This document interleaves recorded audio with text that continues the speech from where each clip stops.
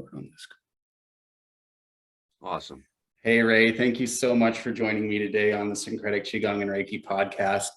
Let me fix the angle of my camera slightly. There we go.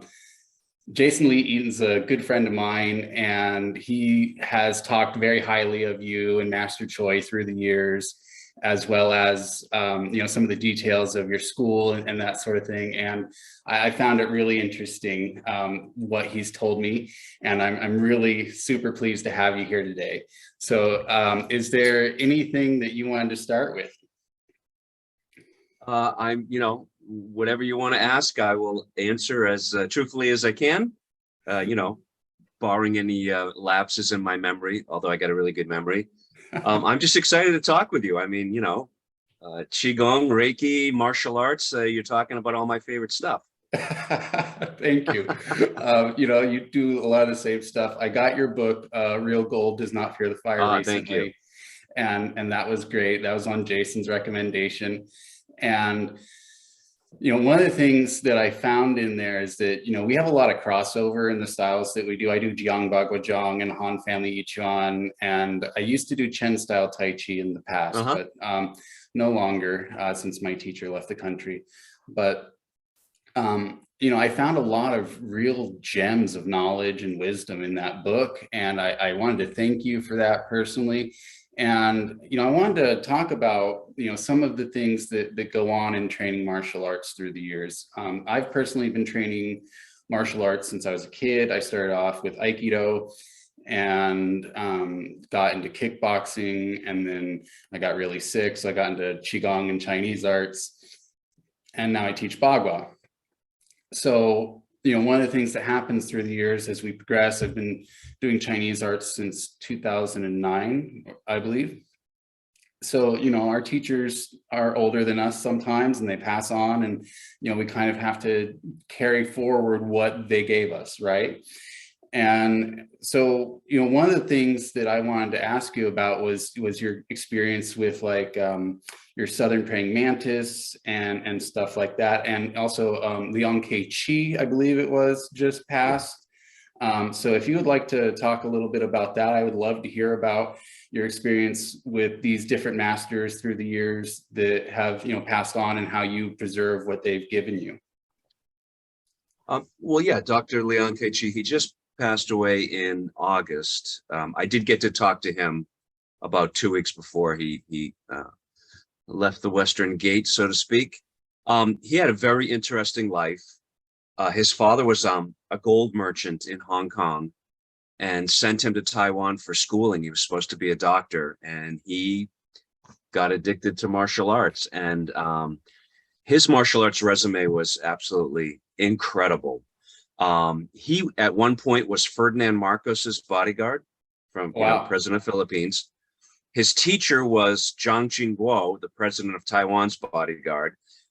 That teacher, it goes back, Gong Baotian, Yin Fu, and to Dong Haichuan. They were all bodyguards of rulers. I mean, it was such an amazing lineage. Learning with him was quite a grueling experience. Forgive me, I had been learning Tai Chi with Master Titi Liang. Ray, I just wanted to make sure I got this right. Did he also train with Liu Yun Chao, or did you say that already? Me? Yeah. Did you mention that he trained with Liu Yun Chao? No. So that was Lineage Qi's teacher. Okay. Yeah, that's the lineage. Lineage Qi learned from Liu Yun Chao, who learned from Gong Baotian, who learned from Yin Fu, who learned from Dong Haichuan. Okay. And they all had, Yin Fu was famous. He escorted the Empress Dowager out of Beijing during the Boxer Rebellion. Right. And Gong Baotian was actually, for a very short time, was the last emperor's bodyguard. Oh, okay. And then, of course, the dynasty fell and all that. I didn't know that about him being, was that Emperor Puyi? Is that correct? Yeah. Yeah. Yeah, Puyi's famous because he later in life, he always told people that he learned Ba Ji, and he did.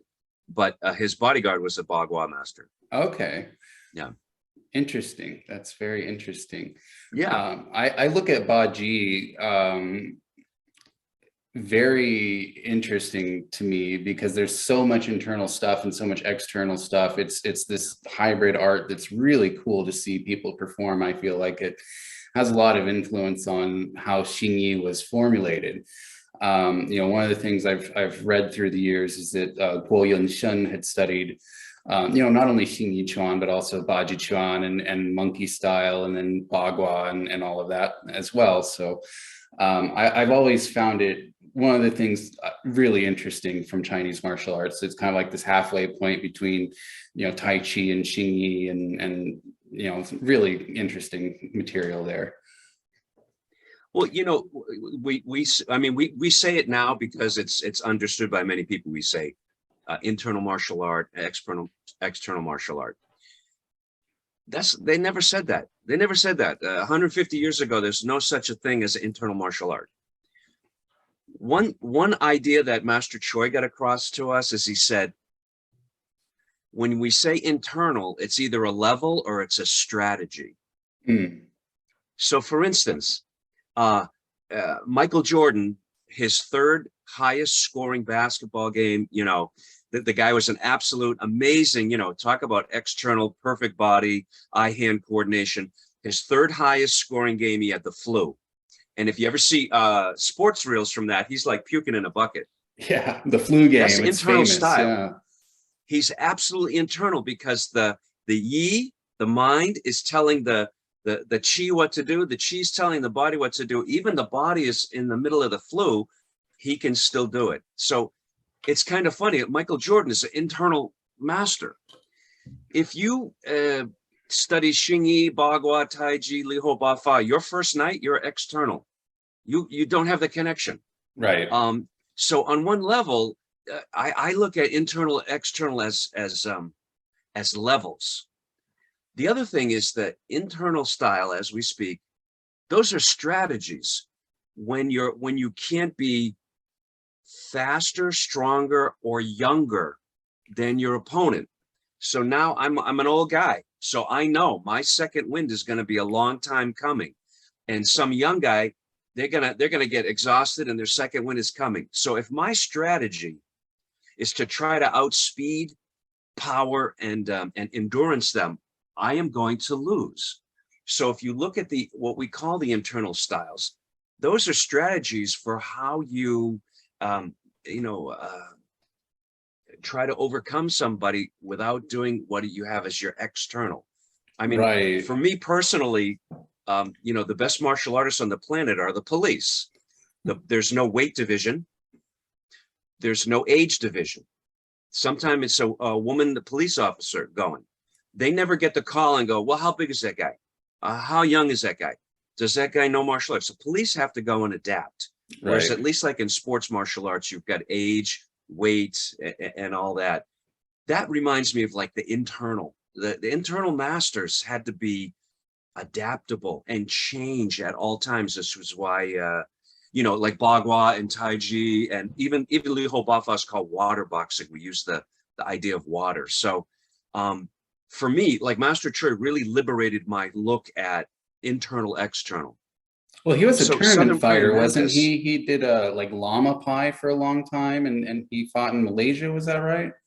Absolutely. Lama, he did Northern Shaolin. He actually studied 7-star praying mantis. And he did Mizong Chuan as well, correct? Yeah. Well, and the thing is if you look at everything he did, I learned some of his Lama. Everything he did was at an internal level. Right. Even when he did like the Lama forms, they really had that feel, that what we associate with whole body power and being directed from the inside out. Yeah. And same thing with my other teacher, Master Jinfun Mark. A lot of Southern Mantis is external. It has a lot to do with power and things like that. That guy was so soft and sensitive, but the power that came out of him, he knocked me out on my feet one time. I mean, I was like in one of those cartoons where like the stars are going around your head. I didn't know whether to fall down or stand up. And it was just the shortest little chop at the base of my jaw. And he was like 84. Right. Guy was just incredible. Definitely the way he practiced and he taught Southern praying mantis was absolutely what we would call internal.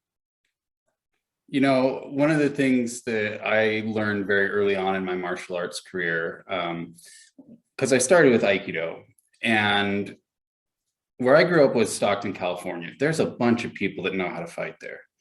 And, you know, most of the time, Aikido, you get a reputation of, you know, it's soft, they don't punch, they don't kick, how are they going to Right. defend themselves?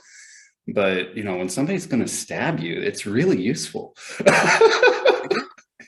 You know, like that's the thing I could say is like as a teenager, Aikido literally saved my life because I trained knife disarms a lot as a kid, you know.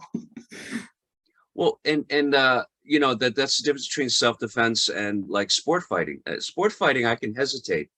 Self-defense, those people are going to come at you. Right.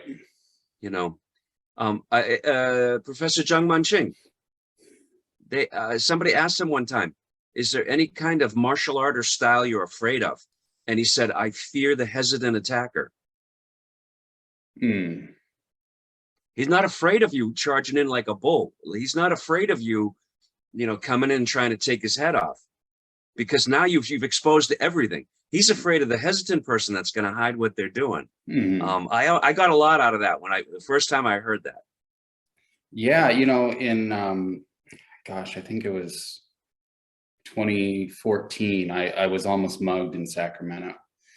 And I was walking home from work down the bridge across the American River, and this guy's coming around the corner and he's dressed up like a character out of A Clockwork Orange. I was like, oh God, I've seen this movie. I know what you're up to, bud. You know? And so I got like a tie on, and you know, I was working at a cigar shop. I was selling fancy pipes and watches and stuff. So I don't look at all intimidating, right? Just walking home. And this guy clicks out an extendo baton. I was like, oh man, really? Okay. So, you know, as soon as I heard that click, I was instantly in, you know, a guard stance, and he decided he didn't want any, you know. It's just one of those things, like the guys that you can tell know something, it might not be fun to do something that with them violently, you know, like he's looking for a victim, he's not looking for a fight.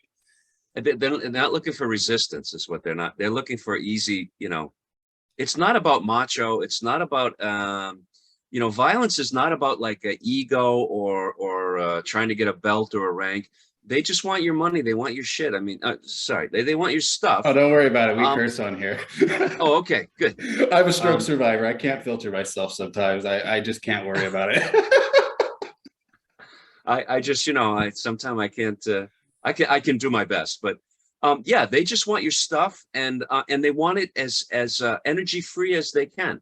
They don't want to have to kill you. They just want your stuff. Mm-hmm. And they're opportunists, or a thrill, and or if whatever they're going to have to work for yeah. it, you know, you know, sometimes you never have to even fight. You just have to show that you're ready to fight. You're willing to fight. Make eye contact.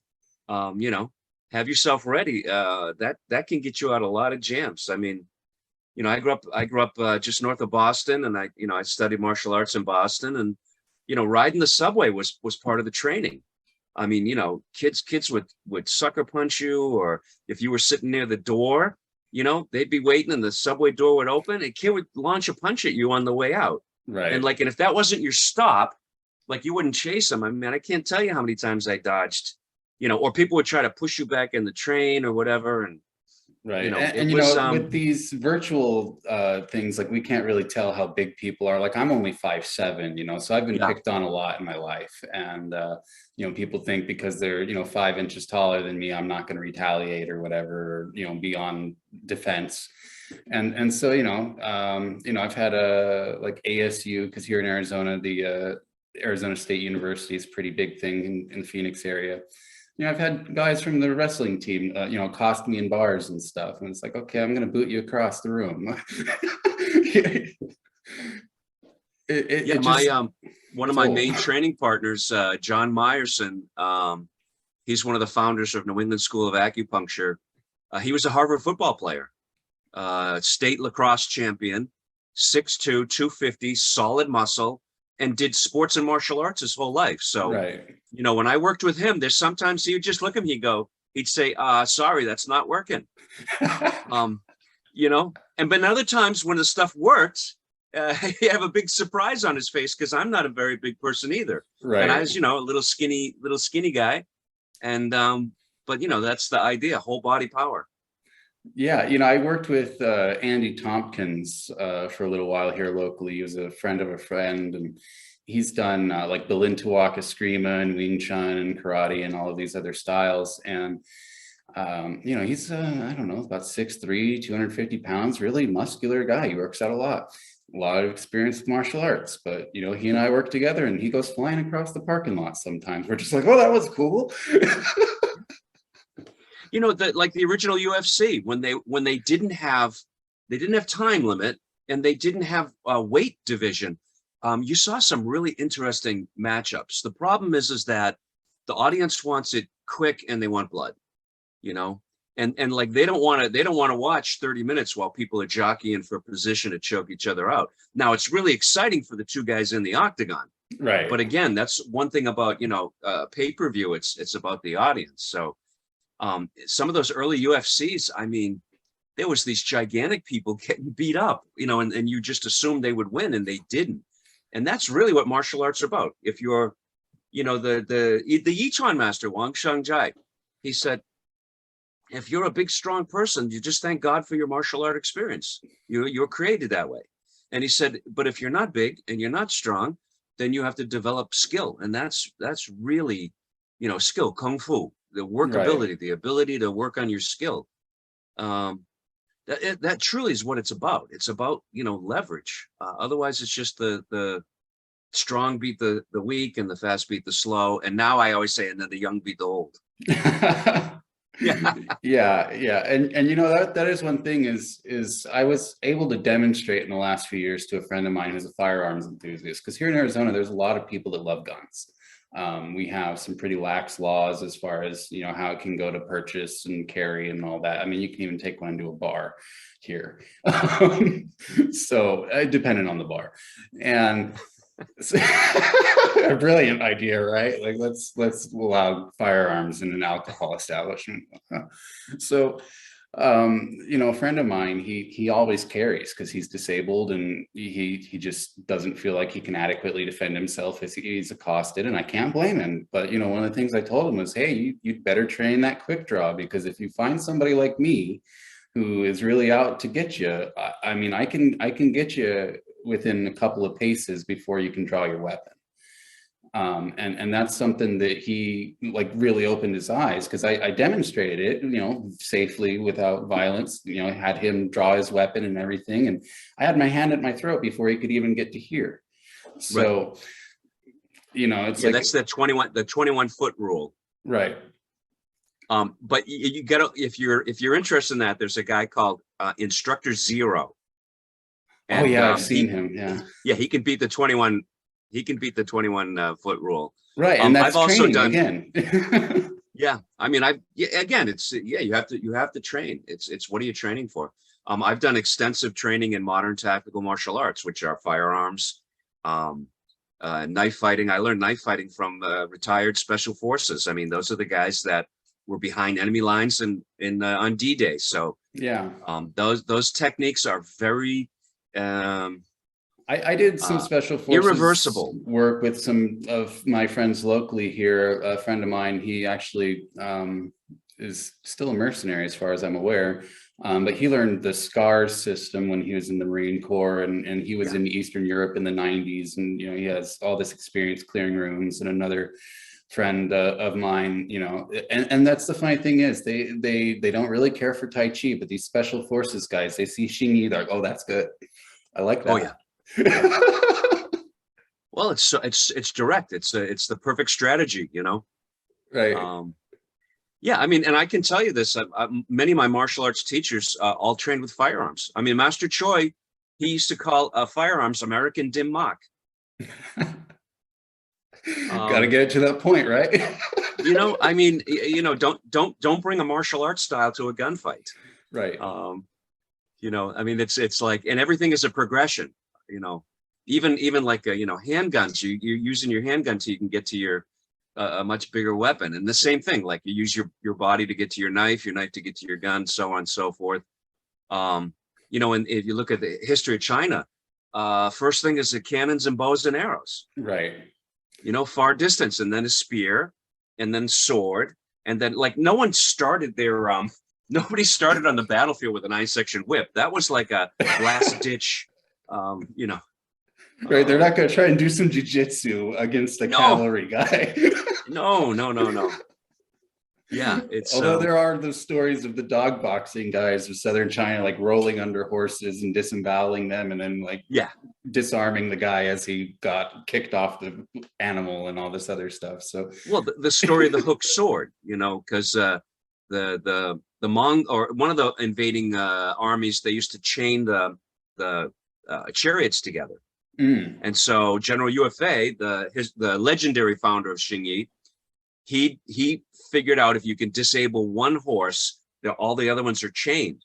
So that's when they come up with the shield and the hooked sword. The shield had grease on it, and these guys, all they had to do was hamstring one leg of one horse, and that's how they won that battle. And that's why you see the double hook, but historically it was one hook sword. Right. I always find it interesting how some of these weapons have made their way into modern systems. Talking about circling a little bit back to the preservation of martial arts. Yeah. In my own school, we don't really have any weapons forms. Kenny Gong basically told his students, "Oh, you want to learn weapons? We'll pick one up and do your forms and figure it out." That's how I basically learned from Master Choi. Master Liang was a totally different story. Our joke about Master Liang is he never met a sword form he didn't like, and he learned a lot of forms, a lot of fencing forms and stuff. Master Choi's basic idea, which is it's the most practical, which is the weapon is an extension of your hand. Mm-hmm. You have to know the basic kind of parameters of the weapon. Is it a hitting weapon? Is it a cutting weapon? A stabbing weapon? And then how to protect your 9 centers. And on one level, he would have us do some basic forms and just put a weapon in our hand and adapt it. And I mean, there's a theory that Xingyi actually comes from 5 basic spear techniques adapted to the hand. The cavemen and clubs and spears and bows and arrows. I mean, we've been doing this for a long time. Certainly. And, the prevalence of the bow and arrow, I feel, is often forgotten in the body mechanics of Xingyi Chuan. That was one of the things that I really loved as a teenager, going to camps in the summertime and doing archery and stuff like that. And when I was learning Beng Chuan in the first few months of Xingyi, I talked to my teachers like, man, this really feels more like I'm drawing a bow than it does like I'm pushing a spear. And I also felt like a lot of the 5 elements could be adapted to farm implements. So, yep. I felt like that was another good way to get practice in. I grew up on a chicken farm, so, it was a lot of manual labor. No, it's, definitely true. I mean, if you think about the wood punch, the wood element, and, Master Choi would say 3 bows shoot 1 arrow. So the fist is your arrow, but you had the arm bow, the back bow, and the leg bow. Took three bows to shoot that arrow. I did learn Islamic archery or Central Asian archery. Okay. In my when I was studying Sufism, and one of the interesting things is they always shot the arrow on the outside of the bow. They didn't shoot the arrow on the inside. They shot on the outside, because if you start looking at efficiency, you can put the arrow on the outside of the bow and you can shoot it and you can get the next one, and you never have to kind of get around the end. And then they always shot with the thumb, because for the string to clear 1 finger was so fast. But your 3 fingers have different lengths and strengths, and there's always some kind of drag. So we would always draw with the thumb, and then it's intuitive. It's really fast, but to be accurate, you need a lot of practice. And I felt like Pao Chuan would be related to like fast drawing techniques. You know, so you know that is one thing that I've always found interesting is like there's so many different layers. It's like a spiral for all of these different styles. You know, one thing that I really admire about what you do, Ray, is you preserve so much through the years. And I saw that 5 lightning hands of Zhang Jiaodong on your Patreon recently, and I have to admit, man, that was a big eye opener as to how to actually use my Xingyi and take the Han family Yichuan I had been training and kind of merge it with the 5 elements and that sort of thing. It was a lot more intuitive of a way, because like you can work on footwork and all this other stuff, but if you can't figure out how to take your Jianzhong into your movement, then it's a lot harder to actually use these things, I feel. See, what Master Choi, you know, he liberated me in a lot of ways of martial arts. So what I learned the lightning hands from him, what he said was that was adapted, martial arts adapted for modern fighting. You know, you had British and American and a lot of people coming into China. And what do Americans and Brits and Russians do? They box and they wrestle. And they're not doing Lama, and they're not doing kick punch stuff. And it threw a lot of the Chinese styles, a lot of the boxers were getting defeated. And so the Xingyi people, Zhang Jiaodong and Wang Shangjai, they looked at, hey, how do you adapt this? So one thing Master Choi said, when we would learn application from the forms, like he would show a traditional one and it would be, you know, let's say a Bagua technique. A lot of time the application would be to defend yourself from another Bagua technique. When are you going to fight with a Bagua person out in the middle of the world? Never. Very rare. But so he always said, have your applications fit modern fighting. He said, go to YouTube, look at MMA, look at what people are doing. He said, basically jab, cross, takedowns, you know, tie leg kicks. He said, you know, people are going to fight what they see. And so a lot of his applications, he modified them to fit a more modern scenario of what you were going to fight, you know, find on the street. Right. And that's really important, though, because let's face it, if you're going to fight somebody that already knows how to fight, that's completely different than what you train in the school, you might get taken apart. Well, and you know, my bread and butter is Tai Chi. I love Tai Chi. Most Tai Chi people are going to get beat up. Number one, no one's going to circle hands with you. No. Number two, you're not going to single whip anybody. And number three, nobody ever gets pushed to death. I mean, these things, these are training methods. You have to go back to the basics. When you look at the Tai Chi postures, they're basic Shaolin postures. The Shaolin people wouldn't let you fight with them. They're basic techniques. They're there so you can learn the principle, whole body, how to get the power out from the mind, guiding the power out instead of tension.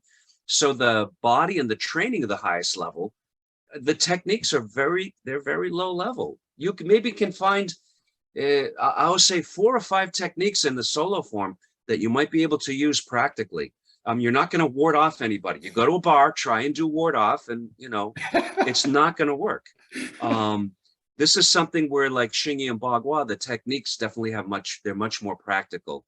Or some praying mantis, some of the other styles. They're definitely, their fighting technique is more practical. And Tai Chi, we're a little bit arrogant. I'm arrogant too. It's like, it's the supreme ultimate training, but it might not be a supreme ultimate fighting. Yeah, you know, my first exposure to Tai Chi Chuan was through Chen style. And my friend, he taught it to me because I was paralyzed on the left side of my body after a stroke at a very young age. And very quickly, I regained the left side of my body in a progressive manner, starting with my arm loosening up. And I also got some like myofascial release, massage and that sort of thing along the way. But you know, one of the things that I wanted to bring up was like all of these different arts have these different health applications.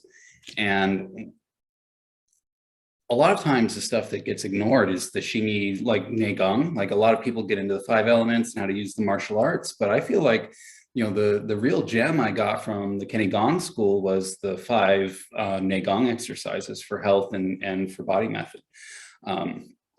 So, what do you think about those sorts of exercises that may not necessarily be martially applicable, but are super important for all of us to do on a daily basis? Well, as far as a healing art, now I say Tai Chi is the best. Just because there's, without any fast movement or extreme movement, it is pretty much adaptable for everybody. The internal style, internal exercise, for health. Number one is the word circulation. So we talk about circulating chi, but what's really important is circulating thought. Like when you're depressed, you're on the one thought, or you're angry, you're on the one thought. You have to circulate and keep your thoughts moving, and then keep your blood moving, and keep everything going. And the softer movements, they assist that. Right. The classic movements. I mean, again, if you were to try and do some of the Tai Chi sword form movements in real life fencing, it's not going to work. And yet when you go into a cross leg stance, it's nothing better to open your hips up or to loosen you up. I really believe when we go from the mind to the yi and the yi to the chi, or inner to outer guiding, I really believe that is super, super healing, super powerful.